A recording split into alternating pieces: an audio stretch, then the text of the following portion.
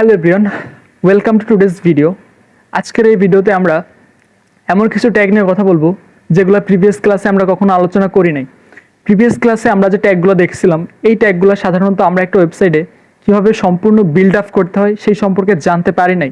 আমরা একটা ওয়েবসাইটের কিছু ভাঙা ভাঙা অংশ সম্পর্কে আমরা জানছি, যেমন ইমেজ ট্যাগ, এইচন ট্যাগ বা হেডিং ট্যাগ, তারপরে আরও যেসব ট্যাগ সম্পর্কে জানছি। এই ট্যাগগুলো আমরা সাধারণত ওয়েবসাইটে ব্যবহার করি, কিন্তু এই ট্যাগগুলোকে একসাথে জোড়া দেওয়ার জন্য কোন ট্যাগটা আমরা ব্যবহার করব, এই ট্যাগটা সম্পর্কে আমরা আজকে জানবো। এমন তিনটা ট্যাগ সম্পর্কে আজকে জানাবো, যে তিনটা ট্যাগ দিয়ে আমরা একটা সম্পূর্ণ ওয়েবসাইটকে দাঁড় করাইতে পারি। সো একটা ওয়েবসাইটকে দাঁড় করানোর জন্য যে ট্যাগগুলো প্রয়োজন, আজকে আমরা সেই ট্যাগগুলো সম্পর্কে জানবো। সো প্রথমে আমরা আমাদের কার্সারের উইন্ডোতে চলে যাই, দেন সেইখান থেকে আমাদের একটা ফাইল ক্রিয়েট করব, ইন্ডেক্স।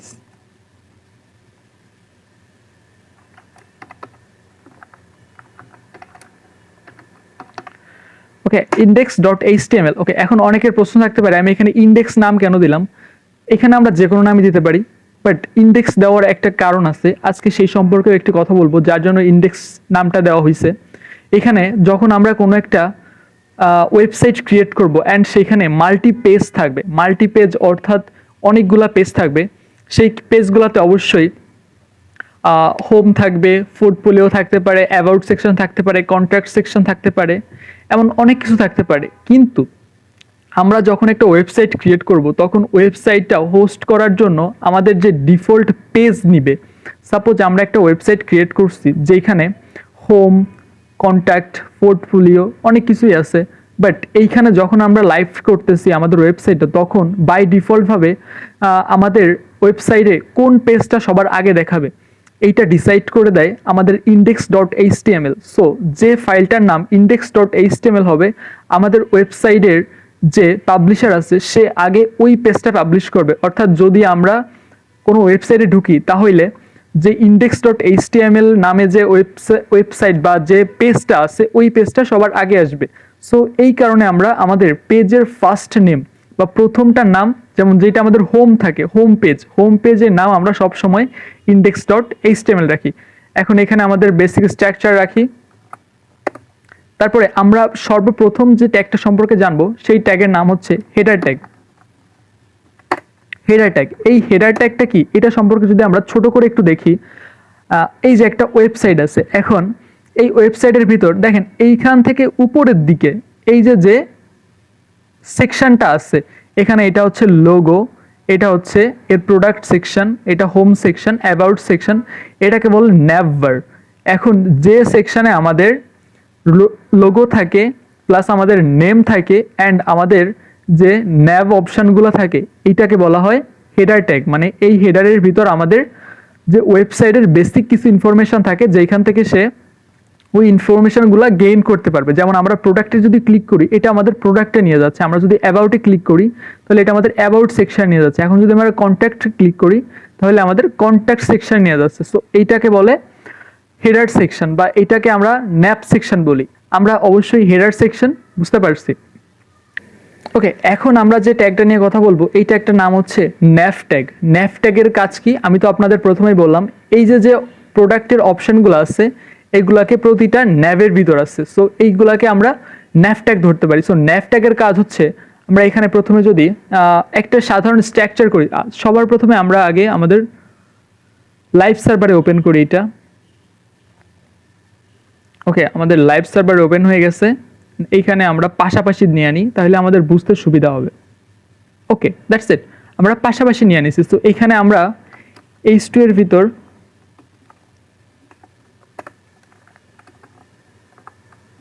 আমার যে নামটা হবে বা যে ব্র্যান্ড নেমটা হবে, আমি জাস্ট ওয়েলকাম দিয়ে দিচ্ছি। ওয়েলকাম। সো এখানে ওয়েলকামের পর আমরা কি দিতে পারি, আমাদের যে ন্যাভ ট্যাগের কথা বললাম, আমরা সেই ন্যাভ ট্যাগটা ইউজ দেখব। তো ন্যাভ, এটা আমাদের ন্যাভ ট্যাগ। ন্যাভ ট্যাগের ভিতর আমরা কি করতে পারি, যে পার্টিকুলার যে এক একটা লিঙ্ক, বা ন্যাভের ভিতর বেসিক্যালি কি থাকে, কিছু লিঙ্ক থাকে। লিঙ্ক ট্যাগকে একটা একসাথে কাস্টমাইজ করার জন্য বা লিঙ্ক ট্যাগকে একসাথে রাখার জন্য আমরা ন্যাভ ট্যাগ ব্যবহার করি। যেমন এখানে আমরা হাইপারবোল বা এ ট্যাগ শিখেছিলাম, অ্যাঙ্কর ট্যাগ দিয়ে এখানে যদি আমরা প্রথমে দেই হোম, দেন এটাকে আমরা কপি করে দিব, অল্টা শিফট প্লাস ডাউনেরও ক্লিক করলে আমাদের এইটা ডিরেক্ট লাইনটা নিচে নেমে আসবে। সো এখানে আমরা দিতে পারি অ্যাবাউট, তারপরে এখানে দিতে পারি কন্ট্যাক্ট,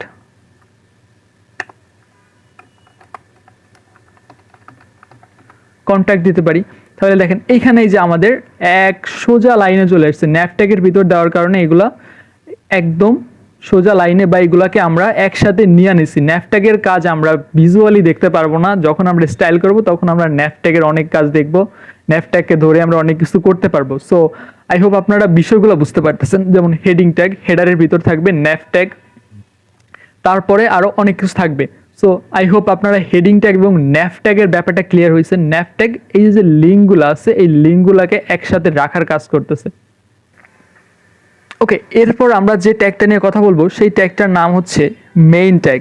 ওকে, আমরা একটু স্পেস ক্লিয়ার করি, দেন এইখানে মেইন ট্যাগ নিয়ে কথা বলবো।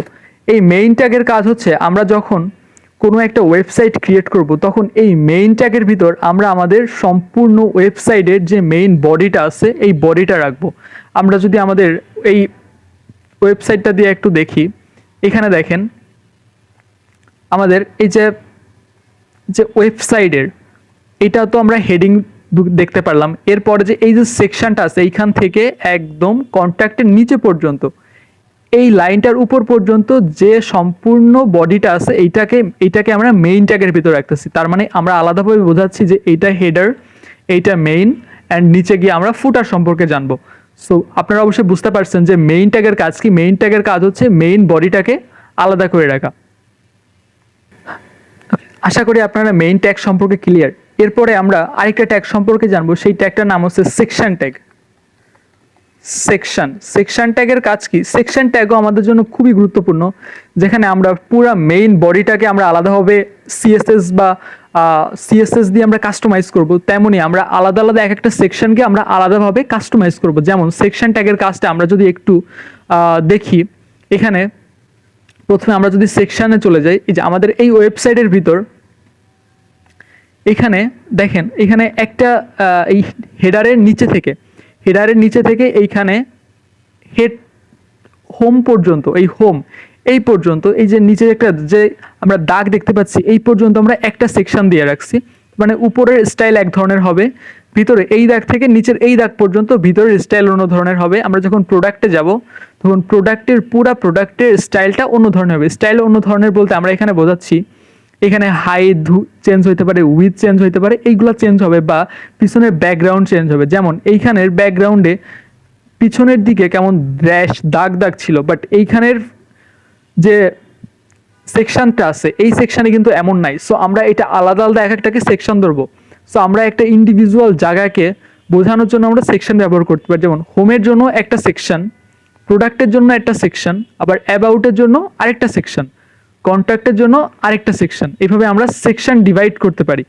সেকশন শুধুমাত্র এই বড় বিষয়গুলোর জন্যই না, এখানে আমরা সেকশন হিসেবে আরো অনেক জায়গাকে, যেমন একটা জায়গাকে আলাদাভাবে বোঝানোর জন্য আমরা সেকশন ব্যবহার করব। আশা করি বুঝতে পারছেন। এরপরে আমরা আরেকটা ট্যাগ সম্পর্কে জানবো, সেই ট্যাগটার নাম হচ্ছে আর্টিকেল। সো এখানে আমরা সাধারণ একটা জিনিস লিখি, যেমন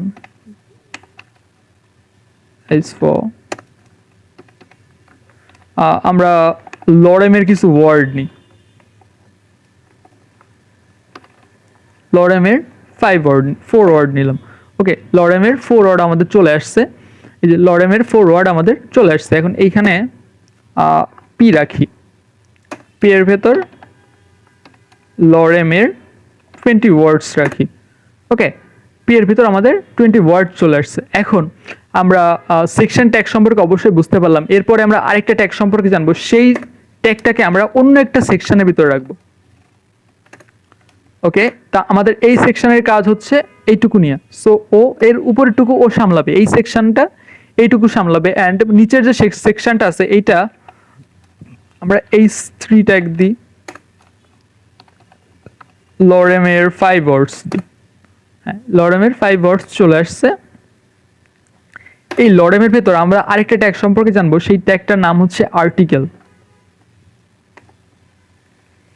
আর্টিকেল ট্যাগ সম্পর্কে জানবো। সো আর্টিকেল ট্যাগের বেসিক কাজ হচ্ছে এইটা কোনো একটা স্বাধীন বা কোনো একটা পোস্টকে বা কোনো একটা ব্লগকে দেখানোর জন্য আমরা সাধারণত আর্টিকেল ট্যাগ ব্যবহার করি। আর্টিকেল ট্যাগের বেসিক কাজ হচ্ছে কোনো একটা সেকশনের যে ব্লগ বা কোনো একটা স্বাধীন পোস্টকে ও আলাদাভাবে দেখায়। এইখানে আমরা ভিজুয়াল কোনো ইফেক্ট দেখতে পারবো না, জাস্ট বোঝানোর জন্য